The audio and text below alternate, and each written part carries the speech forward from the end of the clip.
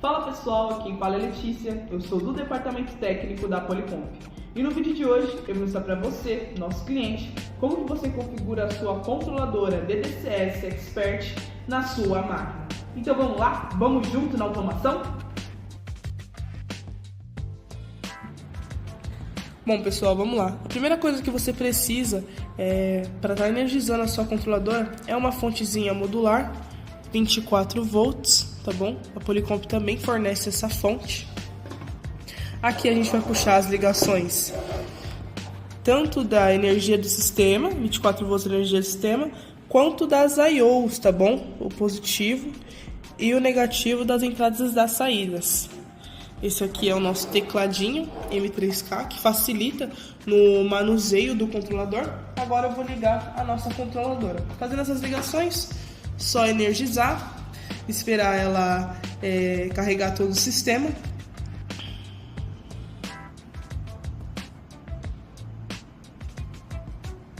Um dos pontos positivos de estar adquirindo a sua controladora na Policomp é que ela já vem traduzida em português, que facilita aí o uso e a parametrização da sua DDCS. Você vê que ela já mostra aqui pra gente uma mensagem, né, perguntando se a gente vai para Home, a gente coloca em ESC, como a gente está configurando do zero, que é a tecla F3. Ou no nosso tecladinho a gente também já aperta uma tecla que vai direcionada na parte de parâmetros, que é aqui, ó, para. E ela já aparece inicialmente essa lista de parâmetros que é em máquina. Em máquina a gente vai configurar se o sentido de giro de cada eixo está correto, de acordo com a nossa máquina. A gente vai configurar o step per, né, que é pulso por milímetro, quantos pulsos a gente vai estar enviando para ela andar cada milímetro. Eu vou deixar inclusive a conta para a gente calcular essa parte de pulso por milímetro, tá bom? Vou deixar aí a conta para vocês aparecendo aí na tela.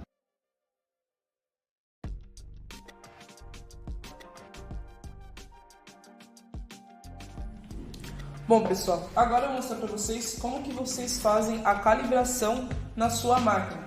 Lembrando, essa questão de precisão, ela está muito relacionada à sua estrutura mecânica, se ela é por fuso, cremalheiras helicoidais, correias, enfim, todas as partes mecânicas que fazem rodar uma router, e a questão da movimentação, né, que são os motores, que são eles servomotores e servos, motores de passo, que compõem aí a nossa máquina. Para isso, eu trouxe o nosso fuso de bancada, que a gente faz vários testes. Eu trouxe também o nosso servomotor da nossa linha Begerda, para a gente realizar essa função na DDCS. A gente precisa de duas coisas quando a gente vai fazer a calibração da nossa máquina. São elas a quantidade de pulsos que eu estou enviando no meu driver e informações da nossa estrutura mecânica. No meu caso aqui, o meu driver eu estou enviando 2.000 pulsos. E no meu fuso, o passo dele é importante eu saber para eu poder fazer a calibração. No meu fuso, ele tem um passo de 5. Eu sei isso porque entre uma esfera e outra, quando eu faço a medição entre uma esfera e outra, ele vai dar o valor de 5 milímetros. Vou gravar aqui para vocês.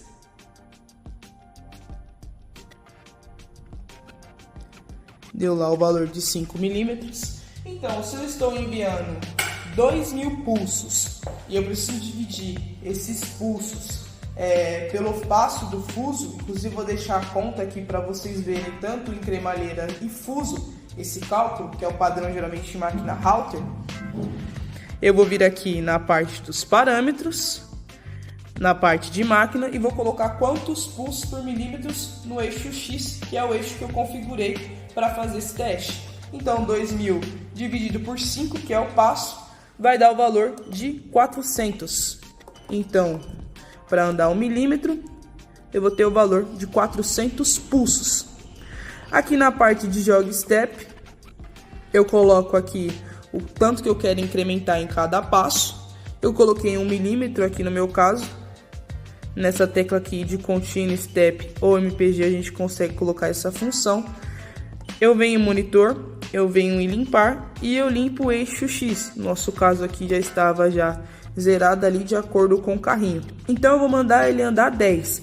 Lembrando que do meu carrinho até a minha guia tem mais ou menos uns 4,5 milímetros. Então a gente tem que desconsiderar isso na hora que eu enviar aqui. Mandei 10 milímetros. Se bater em torno de 15 significa que está correto, porque a distância entre a minha guia e aqui a base da onde fica a estrutura do meu fuso é de 4,5 milímetros. Então a gente fazer essa medição aqui, ó. Vou pegar uma parte aqui do carrinho até a estrutura. Vai dar o valor aí de mais ou menos 15 milímetros. Tá bom? Vou medir aqui para vocês. Lembrando que ele tem 4,5 a 5. Então vai dar esse valor pra gente. É assim que eu consigo configurar. Ah, Letícia, eu não quero fazer dessa forma de passo. Então a gente vem aqui na parte de contínuo e a gente vai mandando ali mais ou menos em torno do valor. O importante é que as medidas batem, tá, pessoal? Vou deixar aqui a conta para as medidas baterem certinho, tá bom? Bom, agora que a gente já fez toda a configuração da parte de pulso, a gente já calibrou a nossa máquina, agora a gente vai voltar para os parâmetros novamente. Onde a gente vai estar configurando o nosso sensor de home. Bom, eu trouxe aqui para vocês o nosso sensorzinho de home, tá bom? Que ele pode ser utilizado como fim de curso, fica muito à mercê do cliente. Como ele deseja fazer essa função, a gente aperta aqui na tecla F1. A gente acha aqui o parâmetro de home. No home, o que a gente vai selecionar? A quantidade de ciclos que ele vai fazer esse home, né? Se é 3, se é uma só. Geralmente o padrão é uma vez só, mas aí fica muito à mercê de quantas você quer que seja realizado esse ciclo. A velocidade de home e a direção de cada eixo, tá? A posição de usinagem após voltar para home, tudo isso a gente consegue configurar nessa parte desses parâmetros aqui. Eu volto aqui em iOS, como eu tinha destacado, se você quiser utilizar o seu sensor de home para ser um sinal de limite da mesa, também pode utilizar. Aí só vale ressaltar que aqui a gente vai dar um Enter, né? Ele vai pedir uma senha, que é 6 vezes o número 8, essa senha de operação. Qualquer tipo de parâmetro que a gente for fazer na DCS, toda vez que ela reiniciar, a gente vai ter que colocar 6 vezes esse número 8. A gente habilita, vou dar um exemplo aqui. Vou fazer a ligação aqui do home, para a gente selecionar qual entrada a gente está utilizando. A polaridade, se é normal fechado ou normal aberto, a função do nosso home. Aqui tem 3 perninhas, né? Que seria o sinal, o positivo e o negativo. Eu vou fazer a ligação aqui do home, mostrar para vocês e a gente faz a configuração. Bom, pessoal, já realizei as ligações do nosso sensorzinho indutivo, né? Sensor no qual nós da Policomp também ofertamos. Agora a gente vai lá na parte de iOS, tá bom? A gente vai configurar esse sensor. Esse meu sensor, ele tá ligado na minha porta 24. Então, a gente passa pelo seguinte procedimento. A gente vai habilitar a função, a gente vai selecionar o pino, a entrada correspondente que está no sensor e a polaridade, se ele seria normal fechado ou normalmente aberto, tá? A gente vai aqui em sinal do 0, vamos colocar aqui, eu já configurei, tá bom? Já deixei essa parte configurada. Então, a gente vem aqui, vai habilitar a função, vai entrar no pino correspondente, que é o 24 que eu coloquei, e a polaridade, se ele vai ser normal fechado ou normal aberto. A gente volta aqui, a gente vai em parâmetros, na parte de parâmetros, a gente vai lá em home. No home, ele vem padrão de fábrica dessa forma. Se ele vai ser por sensor, né? Vou colocar a senha aqui. Se ele vai ser sensor ou vai fazer um home da forma absoluta, no nosso caso é um sensor, então esses parâmetros aqui pra gente, eles não vão ser utilizados, tá? A contagem de ciclos do home, quantas vezes ele vai precisar tocar no sensor até ele realizar essa referência de home, eu vou deixar padrão igual a 1. Aqui a velocidade determinada de cada eixo, então isso vai muito da preferência, tá, de velocidade que você quer, que se ele venha mais rápido, se ele vai mais devagar. E também lembrando que essa questão de velocidade vai muito da estrutura da máquina, tá, que a máquina pode oferecer. E a direção de retorno do home, se ele vai para o sentido positivo ou negativo. Então, nesse parâmetro a gente consegue configurar essa função.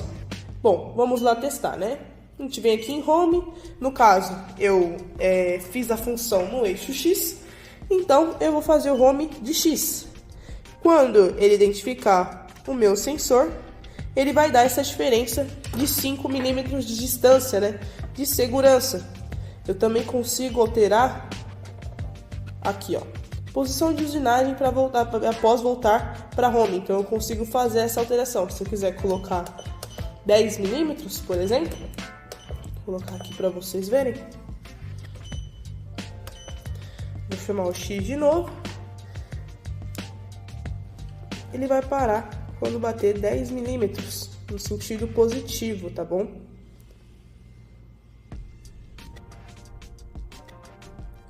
E assim sucessivamente a gente faz para todos os homes, tanto de Y, X, Z, enfim. É assim que a gente configura o home na nossa DDCS Expert. Então, já configuramos, já fizemos a calibração da máquina, configuramos o home, agora a gente vai para a parte do spindle, tá bom? Você viu que ele já bateu aqui já, 10 milímetros. A gente vai para a parte de configuração do spindle. Vamos lá. Vou mostrar aqui agora para vocês como que a gente realiza a configuração do nosso spindle, tá? Essa aqui é a parte de configurar o nosso spindle.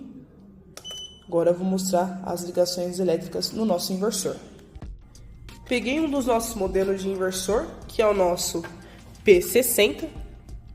Tem inclusive vídeo no canal de como configura ele, tá bom? Para fazer um acionamento externo e a gente controlar a velocidade através do analógico. Então, basicamente, a gente utiliza uma entrada digital, a gente fecha o comum para ela e o analógico, que seria, né, o GND seria o aterramento desse analógico. E a gente coloca ali na nossa controladora DDCS. Aqui a gente vai configurar a entrada, né? Perdão, a saída, que a gente vai fazer o acionamento do spindle e o controle de velocidade.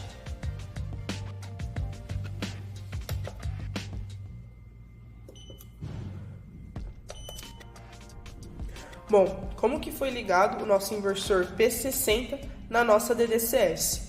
O comum a gente colocou, né, o comum da entrada digital, a gente colocou no comum menos, né, no com menos na DDCS.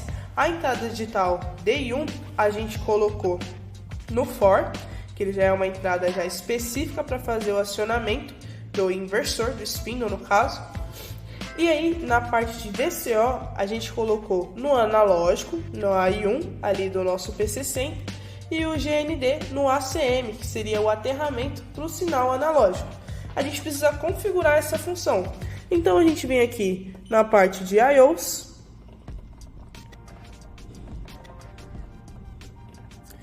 a gente vai lá para a parte de saídas, né? Aqui ela já vem padrão output 21, mas se você quiser colocar qualquer outro output, output 1, a gente apenas configura na DDCS, né? Então aqui a gente já configurou a saída, que a gente quer que faça o acionamento do spindle. A gente volta e vai lá para os parâmetros. A gente vem aqui em lista de parâmetros, vem na parte do spindle, para a gente configurar. O tipo de interface do spindle, ele seria de acordo com qual que é a velocidade que ele vai controlar. Se vai ser, vou colocar a senha,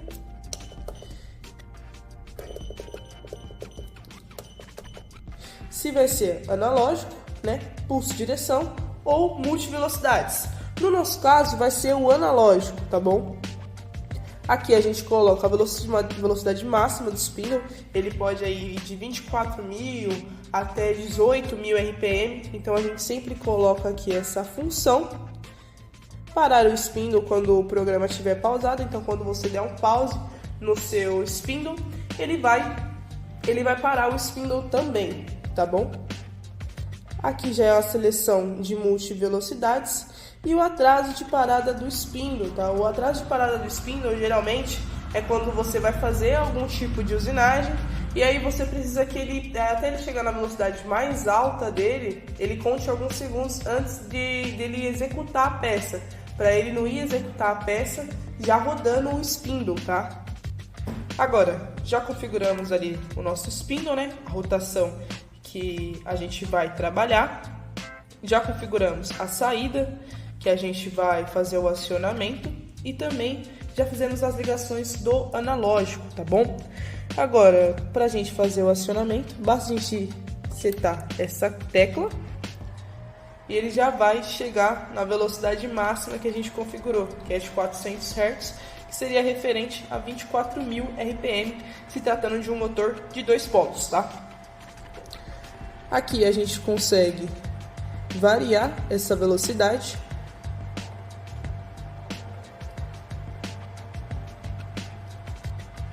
Não vai chegar no valor exato por se tratar de um sinal analógico, tá bom? Ele está sempre variando essa tensão, então não vai chegar no valor ali exato como se fosse uma saída digital. A DDCS também consegue trabalhar com essa função de multispeed, onde a gente utiliza entradas digitais do inversor para a gente fazer o controle de velocidades. Através de teclas setando cada uma das entradas, seleciona uma velocidade.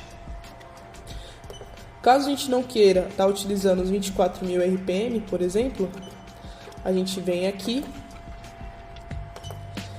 e, por exemplo, a gente configurou lá em parâmetros que é 24.000, mas a gente vai estar utilizando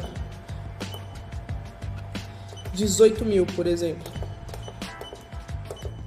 A gente coloca aqui 18.000, a gente vai setar novamente. E aqui vai estar o valor. É claro que a gente também tem que configurar bonitinho no inversor. Mas a gente colocar 100% desse valor,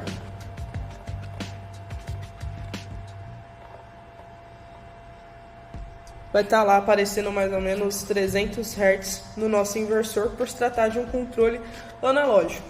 Vou mostrar para vocês agora, depois de ter configurado toda a parte da calibração da máquina, configurado o sensor de home, configurado o spindle, a gente vai configurar o probe, tá bom? Bom, agora eu vou mostrar para vocês como que a gente configura o probe na nossa DCS Expert. Para fazer essa parte eu peguei um probezinho fixo, onde ele possui 6 fios, um para ser um contato, para ele indicar quando o Z ele ultrapassou o limite, o outro é o sensor do probe, né, para ele atingir ali a altura da ferramenta e compensar essa altura entre uma e outra, e a outra é o LEDzinho, que ele vai mostrar pra gente quando tá, por exemplo, abrindo contato, quando tá fazendo o probe, ele vai ficar verdinho, indicando a função realizada. A primeira coisa que a gente vai fazer, depois das ligações elétricas do probe, é vir aqui na parte de IOs, aqui em sinal de limite negativo do eixo Z, a gente vai ativar essa função e a gente vai na entrada 12. A gente vai mudar a polaridade, porque ele é um contato que ele está sendo normalmente fechado, e aí quando ele for acionado, ele vai abrir esse contato, impedindo o eixo Z de ir para baixo. Ele só vai para cima, para baixo ele não consegue ir. Aí o LEDzinho mostrando pra gente. A gente volta em IOs novamente. No meu caso aqui eu usei a 12, tá bom? Para fazer essa configuração do limite negativo do eixo Z. E a gente vai procurar aqui, ó, sinal do probe fixo, tá bom? A gente vai ativar esse sinal. No meu caso tá na entrada 11. E aqui ele já vai mostrar pra mim. Quando eu fizer assim, ele já vai fazer a compensação entre ferramentas. Agora a gente vai na parte de parâmetros. A gente vem aqui na parte de probe. O conjunto de ferramentas flutuante é válido? No nosso caso, não. Geralmente, essa parte ela vai servir para quem está utilizando um probe flutuante. Como no nosso caso é fixo, a gente tem que colocar o conjunto de ferramentas fixo é válido? Sim. A contagem de ciclos do probe, tá? Geralmente eu coloco 1, mas quem quiser utilizar 3, 5, para ter realmente uma precisão do valor, fica muito à mercê, tá bom? A velocidade do probe, a posição da fixação em cada eixo, né? E a distância de retração após o probe, ou seja, quando ele realizou ali o offset da ferramenta, o quanto que ele pode subir. No meu caso aqui, como não está diretamente na máquina, eu vou deixar padrão 10. Mas isso aí pode ser adaptado conforme a sua máquina. Agora a gente vem na parte de ferramentas. A gente vai colocar o que tipo de magazine de ferramentas vão ser múltiplas ferramentas. E agora a gente vem aqui na parte de offset da DDCS.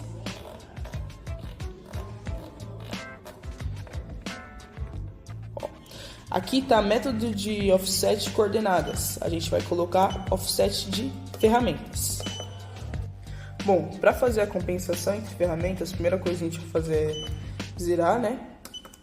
Então a gente vai zerar o eixo Z, a gente vai fazer o zeramento dele, aqui ele está na posição 0. A gente volta novamente, a gente vem em monitor, a gente vem na parte de probe. Deixa eu só colocar que a ferramenta atual é 0, para não dar nenhum tipo de conflito.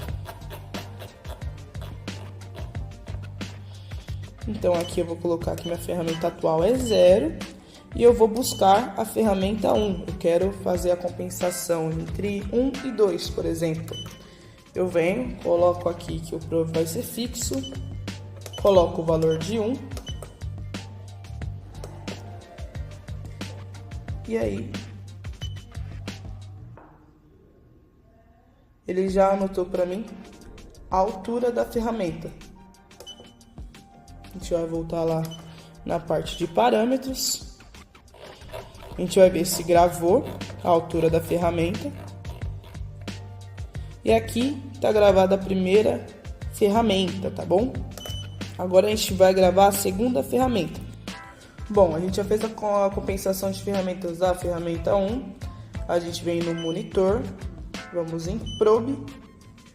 Aqui eu só vou colocar que ele está com a ferramenta 1, tá? Ele vai fazer a compensação da 1.